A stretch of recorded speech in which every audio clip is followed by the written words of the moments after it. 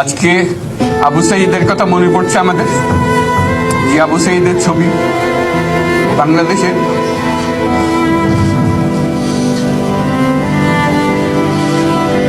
প্রতিটি মানুষের মনে গেঁথে আছে, এটা কেউ ভুলতে পারবে না। কি অবিশ্বাস্য একটা সাহসী যুবক,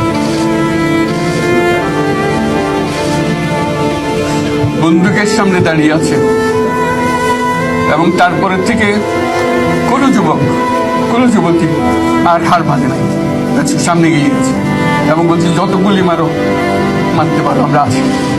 তো যার কারণে সারা বাংলাদেশ জুড়ে এই আন্দোলন ছড়িয়ে গেছে এবং যার কারণে বাংলাদেশ এই দ্বিতীয়বার স্বাধীনতা অর্জন করলো। এই স্বাধীনতাটা আমাদেরকে রক্ষা করতেই হবে, শুধু রক্ষা করা নয়, এই স্বাধীনতার সুফল প্রতিটি মানুষের ঘরে পৌঁছাতে হবে, তা না হলে এই স্বাধীনতার কোনো দাম নেই।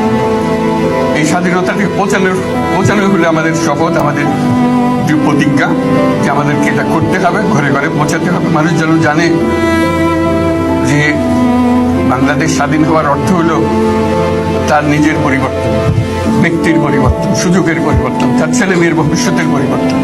এটা যেন প্রত্যেকে বুঝে নেয় এবং আজকের তরুণ সমাজকে বোঝানো যে এই দেশ এটা তোমাদের হাতে, তোমরা এটাকে তোমাদের মনের মতো করে গড়ে দেবে। তোমরা যেভাবে স্বাধীন করতে পেরেছ, তোমরা এটাকে তোমাদের মনের মতো করে গড়তেও পারো এবং তোমাদের দেখে সারা দুনিয়া শিখবে কিভাবে একটা দেশ, একটা তরুণ সমাজ গ্রহণ করতে পারে এবং তাকে পাল্টে ফেলতে পারে। তাদেরকে আমি বারে বারে এমনি উপদেশ দিই যে পুরোনোদের বাদ দাও, তাদের এই পুরোনো চিন্তা দিয়ে এটার মুক্তি আমাদের হবে না করি, সারা দুনিয়ার মধ্যে এটা হবে না। শুধু বাংলাদেশের কথা নয়, সারা দুনিয়ার কথা বলছি। আমাদের মধ্যে যে শক্তি আছে, যে ক্রিয়েটিভিটি আছে, সৃজনশীলতা আছে, সেই সৃজনশীলতাকেও কাজে লাগাতে হবে। এটা শুধু বই খাতাতে লেখার জিনিস না, এটাকে প্রকাশ করার জিনিস, স্থাপন করার জিনিস, সেটা করা। এটা আমরা এই আজকে আমাদের পুরো কাজটা হলো, দায়িত্বটা হলো তারা যেটা অর্জন করে নিয়ে এসছে, এখন তাদেরকে দিয়ে এটাকে করিয়ে দেওয়া, আমাদের সমস্ত কাঠামোগুলো পরিষ্কার করে দেওয়া। সরকার বলে একটা জিনিস আছে, কিন্তু মানুষের কোনো আস্থা নেই। মানুষ মনে করে সরকার একটা দমন পীড়নের একটা যন্ত্র, যেখানে পায় যেখানে সুযোগ পায় তার একটা কষ্ট দেওয়া, তার থেকে নিমিড়ে দেওয়া, যে সকল স্তরে। এটা হলো তার থেকে কেমনভাবে সামাল দিতে হবে তাকে, এটা ভয়ের একটা জিনিস, তাকে সামাল দিয়ে চলা। এটা হলো সরকার। এটা সরকার হতে পারে না। সরকারকে দেখে মানুষের বুক ফুলে উঠবে যে আমাকে সাহায্য করবে, আমাকে রক্ষা করবে, আমার সরকার আমার জন্য দাঁড়াবে। সরকার তার জন্য দাঁড়ায় না করে সময়। এই সরকার হবে, সেই সরকার মানুষকে রক্ষা করবে, মানুষের আস্থাভাজন হবে। কেউ জোর করে তাকে বলার ভালো, সে নিজে নিজে বিশ্বাস করবে সরকারি লোক দেখলে বলবে আমার লোক, আমাকে রক্ষা করাবে। সেই আস্থাটা আমাদেরকে ফিরিয়ে আনতে হবে মানুষের মনে, তাহলে মানুষও যোগ দেবে এটাতে।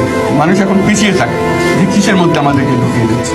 আমরা যেন জানতে পারি যে এইটা আমরা সবাই মিলে আমরা অগ্রসর হতে পারি। একটা বড়, সারা বাংলাদেশ একটা বড় পরিবার, এই পরিবার আমরা একসঙ্গে চলতে চাই এবং আমাদের মধ্যে দ্বিধা দ্বন্দ্ব যা কিছু সরিয়ে ফেলতে চাই। যারা বিপথে গেছে তাদেরকে পথে আনতে চাই, যাতে করে একসঙ্গে আমরা কাজ করতে পারি।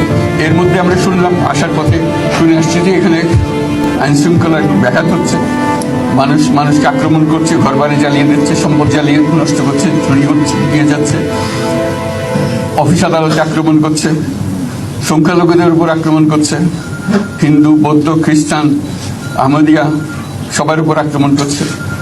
এগুলো হলো ষড়যন্ত্রের অংশ। এগুলো আমাদের বিষয় না। আমাদের কাজ হলো এটাকে রক্ষা করা, সবাইকে রক্ষা করা। এটাকে প্রতিটি মানুষ আমাদের ভাই, আমাদের বোন, তাদেরকে রক্ষা করা এবং আমাদের একটা শৃঙ্খলা ফিরিয়ে আসা। বিশৃঙ্খলা, সহিংসতা এগুলো হলো অগ্রগতির বড় শত্রু। আমাদের যে যাত্রা শুরু হলো, সেই যাত্রার শত্রু, এই শত্রুকে যাতে রোধ করা যায়, তাদেরকে বুঝিয়ে শুনিয়ে হোক, তাদেরকে আইন শৃঙ্খলার হাতে দিয়ে হোক, এটা বোঝাতে হবে। তাকে মেরে পেটে এটা ঠিক না, আইন শৃঙ্খলা নিজের হাতে ঠিক না। তাকে আমাদের আইন শৃঙ্খলা বাহিনী এমন হতে হবে, তাদের হাতে সুপর্দ করলে আমরা নিশ্চিন্ত থাকবে তার একটা বিহিত হবে। এমনগুলো আমরা হাতে দিয়ে দিলাম, যে 2 টাকা দিয়ে আবার ছেড়ে দিল, এটা যেন আবার না। আমাদের সেই আস্থাটা আমাদেরকে আনতে হবে। কাজে আইন শৃঙ্খলাটা এখন আমাদের প্রথম কাজ। এই আইন শৃঙ্খলা ঠিক না হওয়া পর্যন্ত এটা আমরা অগ্রসর করার জন্য পদক্ষেপ নিতে পারবো না। আপনারা আমার উপরে আস্থা রেখে আমাকে জানিয়েছেন, ছাত্ররা আমাকে আহ্বান দিয়েছে, সেটাতে আমি সাড়া দিয়েছি। দেশবাসীর কাছে আমার আবেদন, আপনারা যদি আমার উপরে বিশ্বাস রাখেন, আমার উপরে ভরসা রাখেন, তাহলে নিশ্চিত করেন যে দেশে কোনো জায়গায় কারো উপরে হামলা হবে না। এটা আমাদের প্রথম দায়িত্ব। এটা যদি আমি করতে না পারি, এটা আমার কথা যদি না শোনেন আপনারা, তাহলে আমার প্রয়োজন এখানে নাই। আমাকে বিদায় দেন, আমি আমার কাজে থাকি, সেখানে আমি ব্যস্ত থাকি। যদি আমাকে প্রয়োজন মনে করেন, তাহলে আমাকে প্রয়োজন মনে করলে আপনাদেরকে দেখাতে হবে যে আমার কথা আপনারা শোনেন।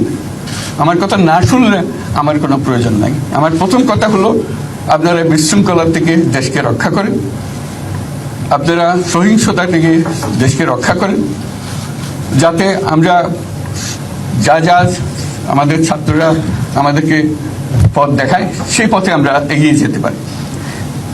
এটা একটা খুব সুন্দর দেশ হতে পারে, সারা বাংলাদেশ একটা খুব সুন্দর দেশের সম্ভাবনাময় দেশ। কাজে এই সম্ভাবনাগুলোকে আমরা নষ্ট করে দিয়েছি। এখন আবার